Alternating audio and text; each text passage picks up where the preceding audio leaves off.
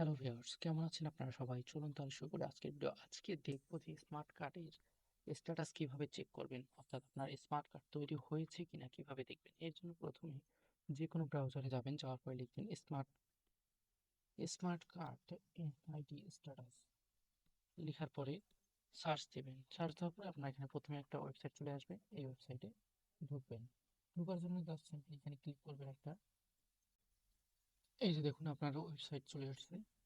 এখানে আপনার জাতীয় পরিচয়পত্রের নাম্বার, জন্ম তারিখ, মাস এবং বছর দিয়ে ক্যাপচারটি পূরণ করার পরে সাবমিট করা লাগবে। করলে আপনার যে কাঙ্ক্ষিত স্মার্ট কার্ডের রেজাল্টটা সেটা চলে আসবে। আমি আমার কার্ডের নাম্বারটা দিয়ে দিই, এখানে দিয়ে দিলাম।